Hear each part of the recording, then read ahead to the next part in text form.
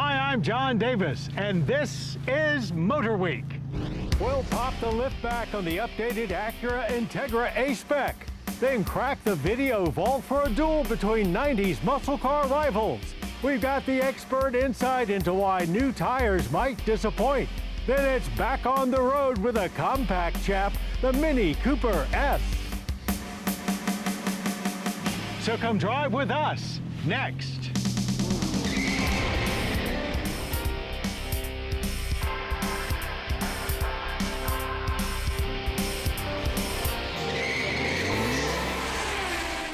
MotorWeek, 45 years steering you in the right direction.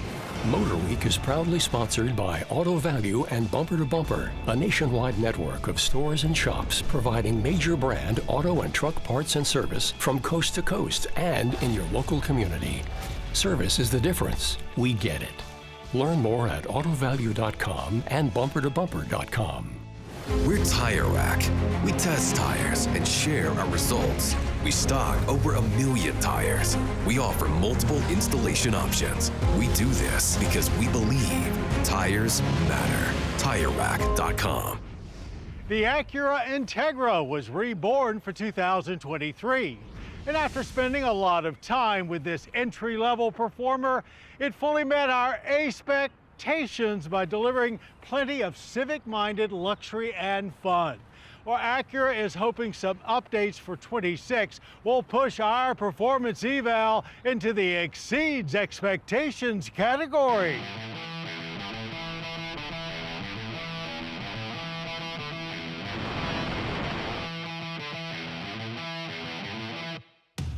The reborn Acura Integra has been on the job for just 3 years, but has already staked a major claim in the premium compact sedan landscape. Always looking to expand their horizons, Acura unleashes an improved 2026 Integra, integrating better tech and more style. Acura's parent Honda may not be the largest car maker, but they are the world's largest manufacturer of internal combustion engines. And this 1.5-liter Turbo 4 is a great example of their craft, making good power along with reliability and efficiency. This engine has been around for 25 years, though only arrived here in the U.S. in 2016 Civic. In the Integra, output is 200 horsepower and 192 pound-feet of torque, same as the Civic Si on the Honda side. A CVT remains standard, but a 6-speed manual is available, as optioned here in our A-Spec with technology package.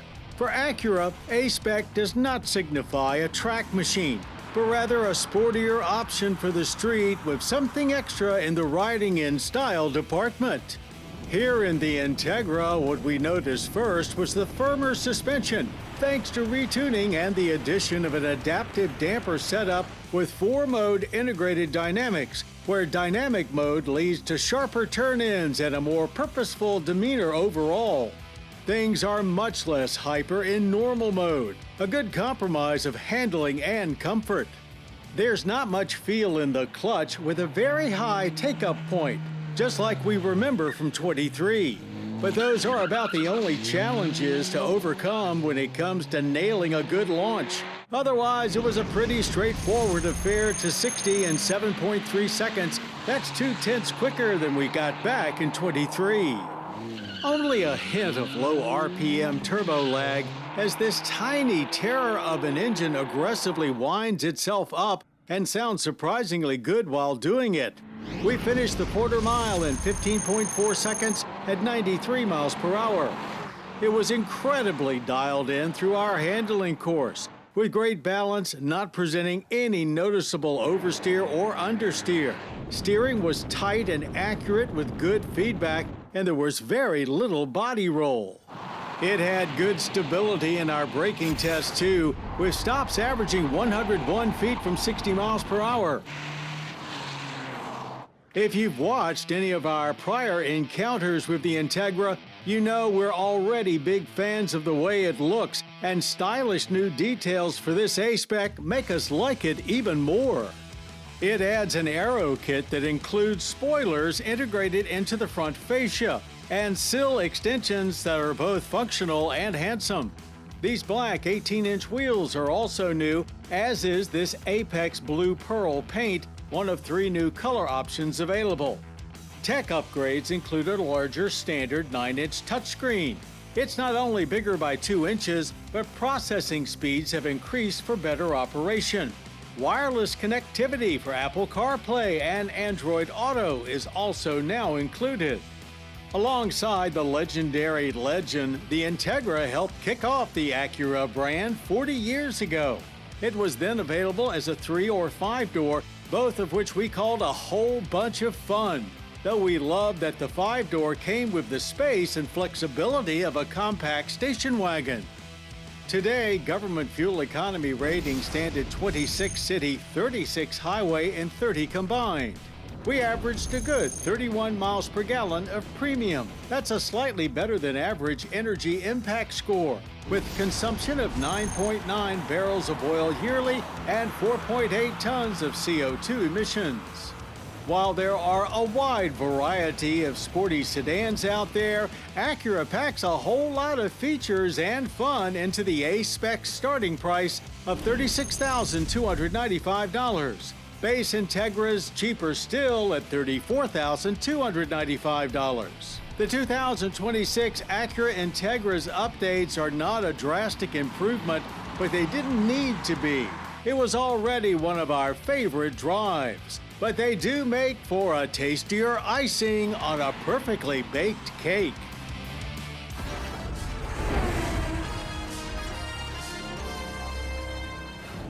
Replacing worn-out tires on your vehicle is always a good idea, but that fresh rubber may also come with an unexpected dip in fuel economy and range. Well, Greg Carlos is here to demystify the ins and outs of rolling resistance with a little help from some friends.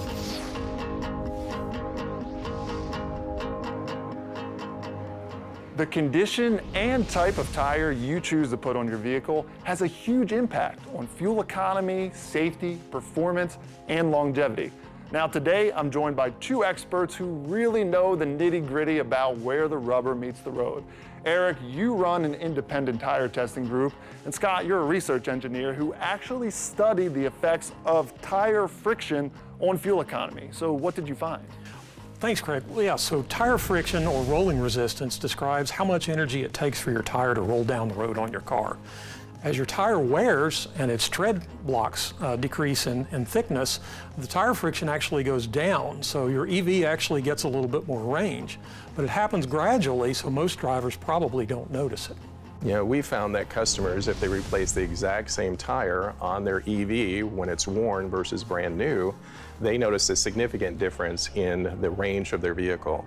When we've done testing, it's about 9% that we noticed a difference between new and used. Now, when we're talking about hybrids, plug-in hybrids, EVs, we always hear the term low rolling resistance tires. Is there an actual definition for that? There's actually not an objective test in the United States yet, although it is being worked on. That designation is really just a manufacturer differentiating tires in their tire line that are more efficient compared to others that have another focus point, such as performance. Now, this Solterra behind us is a battery electric vehicle, and Eric, you've brought 6 different types of tires that could go on it. Can you kind of give me the rundown? Yeah, absolutely. So we have the first tire there, the Bridgestone product that came original on the vehicle when it was new. And this vehicle was developed specifically for it based on what the manufacturer of the vehicle wanted the attributes to be. And low rolling resistance definitely is going to be a major priority so they can get the longest range possible when they're advertising the range of their vehicle. The second product here from Hankook, this product is actually designed and engineered specifically for electric vehicles overall, but not specifically the Solterra. So this product will give you lower rolling resistance than a normal tire, but it also can actually give you other performance characteristics that maybe the manufacturer wants you to have, which maybe is longer life, maybe a little bit difference as far as wet capability, those type of things. Now, I see there's foam in here. Is that something that's standard on all EV tires, or are we seeing this more for sound deadening? Well, I'm glad you asked about that. That's actually a feature that most electric vehicle tires have, but not all of them. Basically, that's designed to absorb the sound that the cavity of the tire may emit back into the cabin of the vehicle. So I recognize the tire treads on these. These are all weathers. These are full-on winter tires, and then we have all terrains up there. Scott, I mean, what does that mean from your point of view for friction? I would imagine that adds quite a bit more friction. That's right. Tire design is a trade-off, and in wet and snowy conditions, when you need more friction, you need to be prepared to give up some efficiency to get it. Obviously, that's what this person decided to do on this Wrangler 4xe, which is a plug-in hybrid, but they went with big wheels, oversized tires. I mean, what do you guys think of this? Well, it looks pretty cool, doesn't it? But this is not going to help rolling resistance or efficiency of this vehicle. Between the design of the tire with the big chunky tread blocks, a lot of tread depth to the tire, you can actually see this vehicle, the tires protrude away from the vehicle, which isn't going to help aerodynamically. So this Solterra is actually mine. When I go to get tires for it, what should I be looking for? Well, ideally, if you bought the OEM tire, you would get back the same combination of attributes that the manufacturer of the car wanted. But if you need a different driving situation, as Eric said, you may want to choose one of these other tires. If you're in a snowy area, perhaps that's a trade-off you need to be prepared for. Great. Well, I got a lot of driving to do, but you've definitely given me a lot to think about when I need to get tires for it. So I appreciate you guys joining me today. Thank you. From park to drive, we're shifting into this week's Quick Spin. Part of what makes Aston Martin so prestigious is their constant need to push the envelope. Or in this case, it's more like dropping Mjolnir against the anvil to create the Aston Martin Valhalla, their first mid-engine plug-in hybrid supercar. Harnessing the power of combustion and current, the Valhalla charges into track battles with 1,064 horsepower. Its flat-plane cranked 4-liter V8 bellows a righteous raucous with whistling undertones from a pair of 63mm turbos. 2 electric motors are mounted on the front axle, joined by a single E-motor at the rear for a total of 3. These motors actually control reverse, as all 8 gears in the dual-clutch automatic are cut for going forward.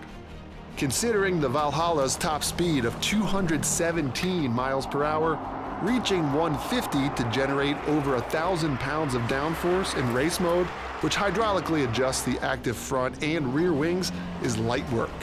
Even lighter, a 0 to 60 time under 2.5 seconds. Carbon ceramic brakes pull the speedometer back as quick as it climbs, while AML-coated Michelin Pilot Sport 5 tires maximize grip. Legally, this is where we have to say, keep it on the racetrack. So we did, on Spain's Circuit Navarra. The twin-turbo V8 puts out 800 plus horsepower, but the 3 electric motors really fill in the gaps, kind of like a water fills a glass. It's just seamless. You never know where the power is coming from. The acceleration is pretty brutal. If any car deserves a Formula One-inspired seating position, the Valhalla is it. But unlike Alonso and Stroll's AMR 26s, the Valhalla comes with a pair of 10.25-inch screens for instrumentation and infotainment, CarPlay included. And you might need to be an F1 driver to get your very own. Limited to 999 units, the Aston Martin Valhalla cost at least $1 million. An exclusive price, but an equally exclusive experience. Death Valley, a 3.4 million acre expanse of protected land at the California-Nevada border. As beautiful as it is bleak, it was an equally unexpected yet intentional setting for a first drive of the 2026 Ford Explorer Tremor. Tremor, used on other Ford vehicles, now stakes its claim as a replacement for the Explorer Timberline. It isn't quite Raptor light, but does pack the expected all-terrain amenities, starting with knobbier rubber on these 18-inch wheels. The painted spoke is both thematic and helpful in identifying the valve stem for pre- and post-trail airing. Behind that, unique suspension tuning, riding 1 inch higher than other Explorers. Even with 8.7 inches of ground clearance, we appreciated the additional underbody protection out on the trail. The suspension, even though this is tuned for the off-road, is still pleasantly soft here on the road, but not too soft, so I'm not getting a floaty feeling or anything like that. But then when you go off-road, the suspension is not so stiff that you feel like you're being beat up or anything. It handles the rocks and the gravel really well. The Tremor's standard all-wheel drive system, complete with a Torsen limited slip rear diff, is spurred by Ford's 300 horsepower 2.3-liter Turbo 4, though the 400 pony 3-liter V6 is available, either mated to a 10-speed auto. If you're familiar with this latest Explorer, expect much of the same inside, with special Tremor gold stitching binding the suede-like seat upholstery and embossed topography. As for pricing, the 2026 Ford Explorer Tremor starts just over $50,000 between premium and ST grades. And we'll have more quick spins soon. Though from different families, the Ford Mustang and Chevrolet Camaro are indeed brothers in the American muscle car legacy. But like all brothers, there's a rivalry. And in 1994, things heated up once again. So let's rehash it with another road test by request. And what better place than this bastion of NASCAR, that most American of all racing organizations, to test the high-performance quotients of this pair of domestic sport coupes. And not just on Charlotte's famed high banks, but on the Speedway's challenging road course as well. While we have already sampled various Mustang derivatives at our normal haunts, for this on-track encounter, we naturally chose a vibrant red GT coupe. Base price $17,280. The GT is powered by the latest version of Ford's venerable 5-liter V8, which now delivers 215 horsepower and 285 pound-feet of torque. Such pushrod power moved our Mustang GT down Charlotte's straightaways to 60 in 6.8 seconds. The quarter mile went by in 15.6 seconds, ending at an even 90 miles per hour. Credit the Borg-Warner 5-speed manual, which has a slightly lighter touch than last year. It's mated to a delightfully progressive clutch and allowed our drivers to really enjoy throwing the Mustang GT into the road course corners. That's thanks to big improvements in body torsional and bending stiffness. With little tendency for the rear wheels to steer, the Mustang is easy to drive under all conditions. Our visit to Charlotte wasn't our first encounter with this shiny black Camaro Z28 either. We've raved about its aggressive muscle car stance and very affordable high performance since its debut a year ago.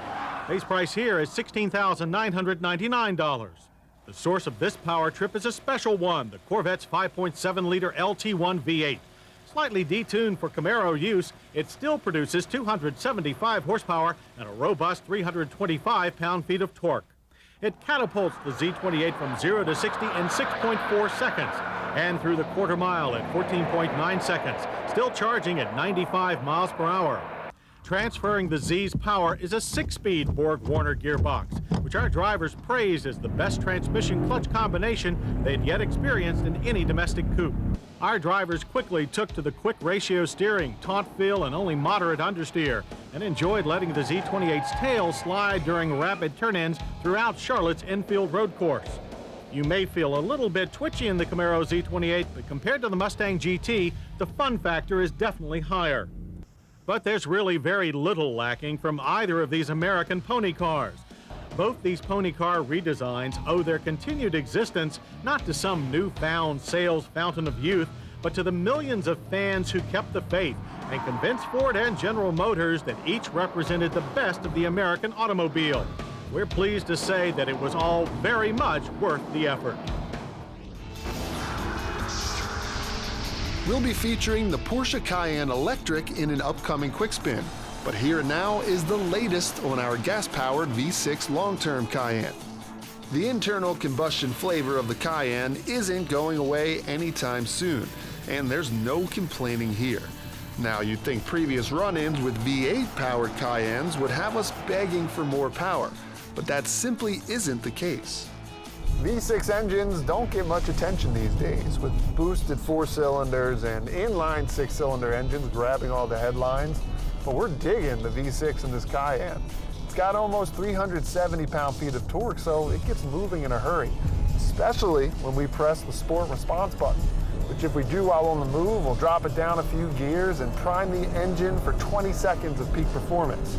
It's definitely our favorite part of the Sport Chrono package. We must have been wringing out this powertrain more than usual as our fuel economy dipped slightly to 24.1 miles per gallon. We blame the sudden flash of warm weather, which had our spirits and tachometers high. And after properly setting up an account, our previous complaint about the infotainment login pop-up is history. We said it would be an easy fix, and it was. We can't wait to cruise into spring, be it in our Porsche Cayenne or our Mitsubishi Outlander, which will feature in the next MotorWeek long-term road test update. While the Mini Cooper has certainly grown in size since it was reborn for 2002, it has still been able to maintain both its cuteness and playfulness. Well, an all-new 4th-gen Cooper arrived for 2025 with upgrades in tech and refinement. So let's find out if it's still up for a play date or if it's all business now.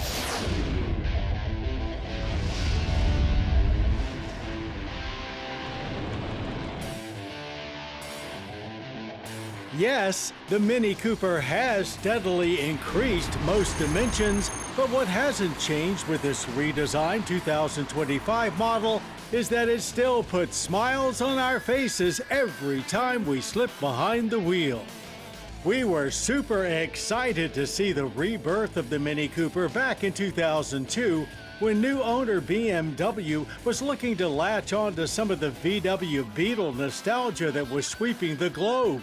We liked the rebooted Mini so much, I actually bought one of the first ones to make it to our shores and still own it. This 4th generation Cooper hardtop two-door is almost a foot longer than that 2002.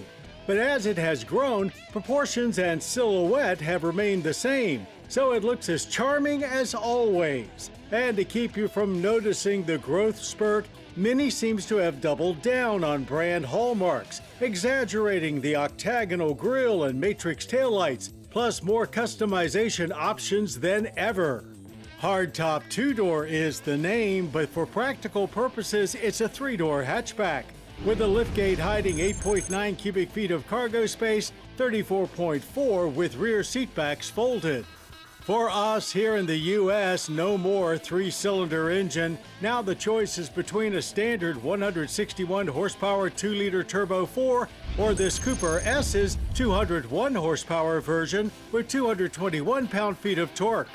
Inside, it may be more of a minimalist design than before and perhaps a bit more upscale than cute or playful, but it's still quite an immersive experience with ambient lighting to match your Mini experience mode.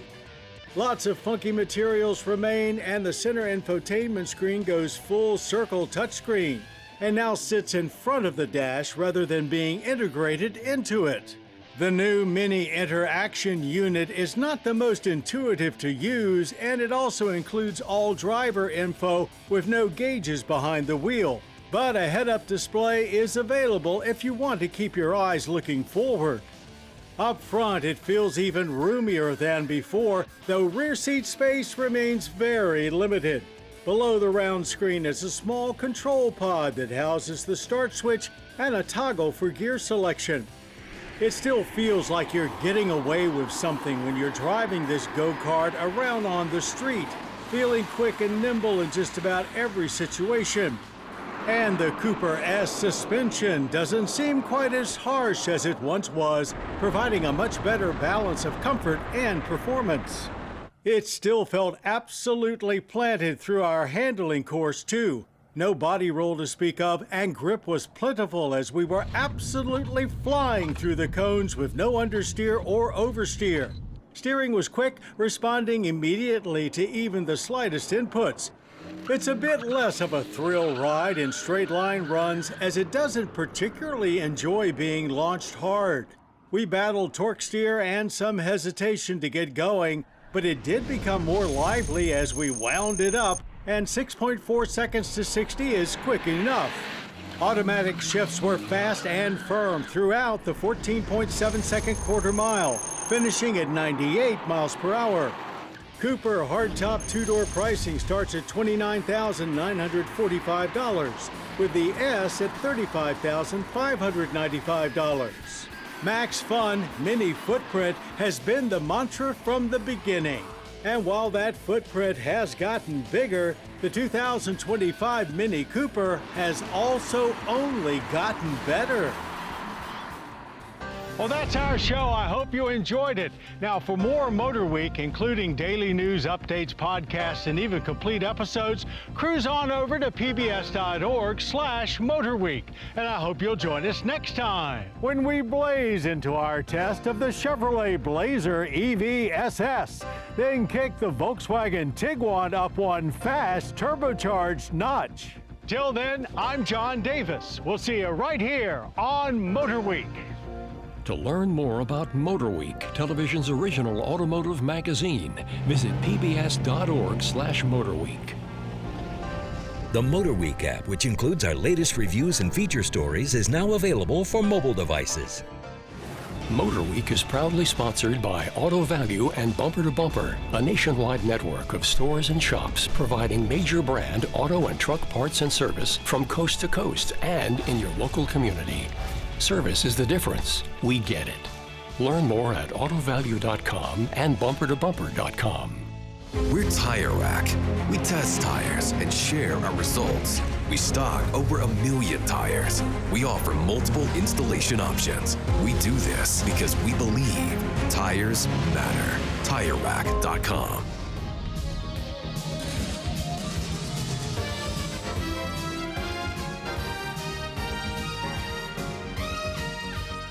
This program was produced by Maryland Public Television, which is solely responsible for its content.